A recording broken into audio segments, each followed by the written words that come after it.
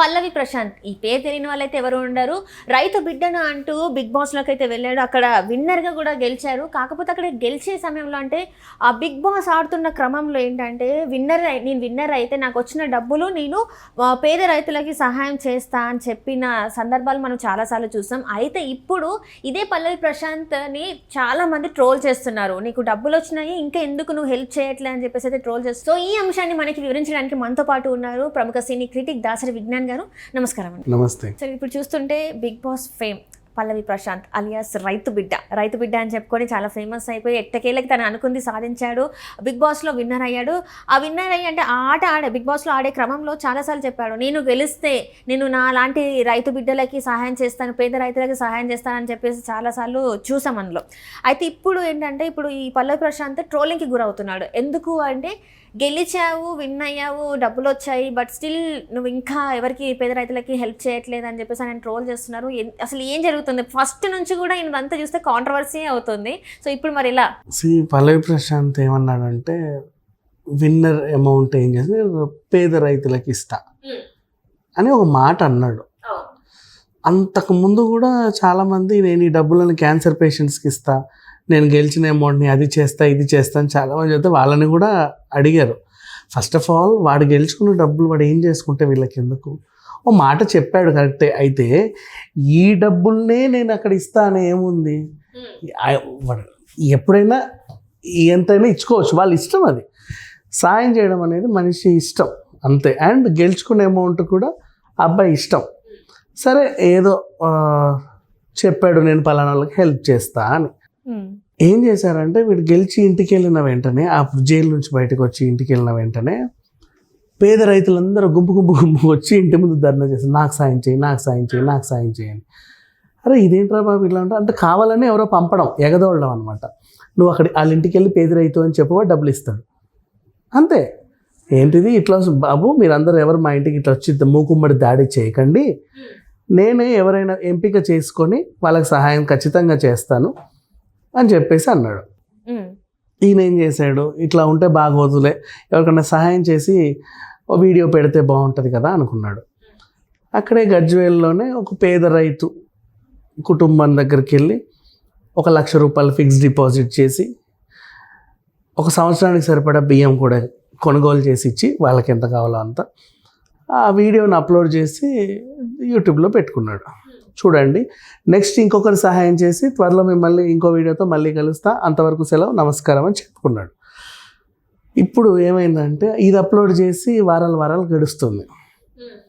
ఇంకో వీడియో ఏది, ఎవరికి హెల్ప్ చేస్తావు చెప్పు, ఎప్పుడు చేస్తావు చెప్పు అని చెప్పి దాడి చేస్తున్నారు. అంటే ఎందుకు వీళ్ళకి? వాడి డబ్బులు వాడి ఇష్టం, వాడు గెలుచుకున్నాడు. ఇప్పుడు పల్లవి ప్రశాంత్కి ఎక్కడి నుంచి అన్న అబద్ధం చెప్పి డొనేషన్ తెచ్చుకున్నాడా?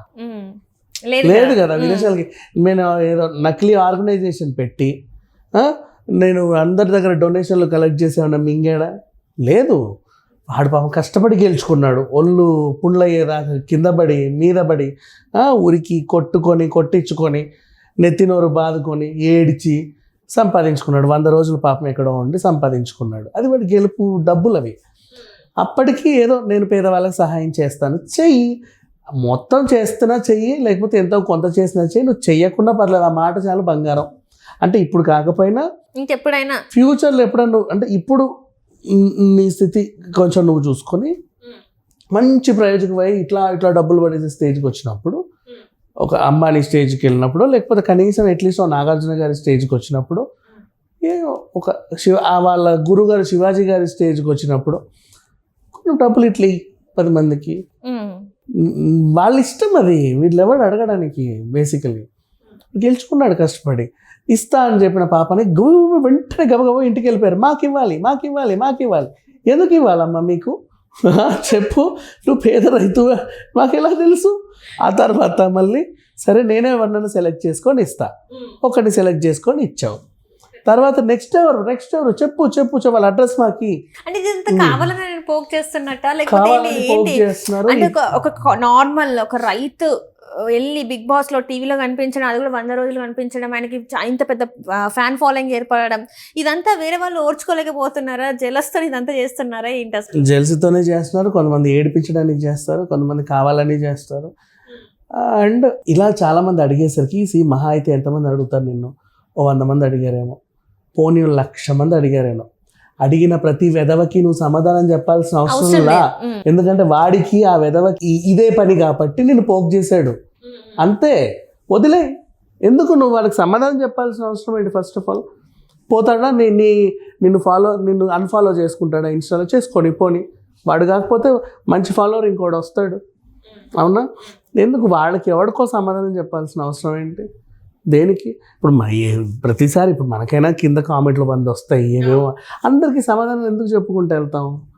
వాడెవడు అసలు? వాడంత ఖాళీగా మనం ఎందుకు ఉంటాం? ఒక్కడన్నా దేనికన్నా పనికొచ్చేవాడు ఉన్నాడా? ఇప్పుడు పల్లవి ప్రశాంత్ అడిగిన 100 మందో 1,00,000 మందో అందులో ఒక్కడు పనికొచ్చేవాడు ఉన్నాడు. వాళ్ళకి 1,00,000 డబ్బులు వచ్చినా 10 లక్షలు వచ్చినా వాళ్ళు ఏం చేస్తారో కూడా తెలియదు. ఇతన్ని ఎందుకు పోక్ చేయాలి? అవసరం ఏంటి? ఈయనైనా సరే మరి అంటే ఏదో అమాయకుడిలాగా వాళ్ళకి సమాధానం చెప్పుకోవడం ఏంటి? చండాలం కాకపోతే. అంటే తను ఫస్ట్ నుంచి కూడా తను కొంచెం అమాయకంగానే ఉండి తన వరకు అంటే పల్లెటూరు నుంచి వచ్చిన అతను మొత్తం చూసుకున్నట్టు కూడా వాళ్ళ ఫ్యామిలీ బ్యాక్గ్రౌండ్ చూసుకుంటే రైతు కుటుంబానికి సంబంధించిన వాళ్ళు అంతగా ఎడ్యుకేషన్ అంటే లిటరసీ రేట్ అనేది చాలా తక్కువ వాళ్ళ సైడ్ చూస్తే.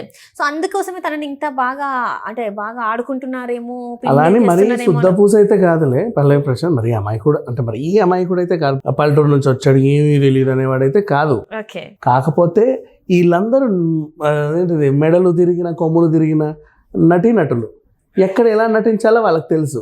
ఆ స్క్రీన్ ప్రెజెన్స్, ఆ కెమెరా ప్రెజెన్స్ అది నాకు తెలియదు అంతే. అదొక్కటే తెలియదు అంతే. అంటే నాటకం ఆడడం తెలియదు అంతే. అట్లానే అమ్మాయి కూడా అయితే కాదు, నాటకాలు ఆడడం తెలియదు. ఇప్పుడు వీళ్ళందరూ నాటకాలు ఆడినట్టు ఆయన ఆడలేడు. అది అంటే ఫేర్గా ఉంటారు అంటారు. He is fair.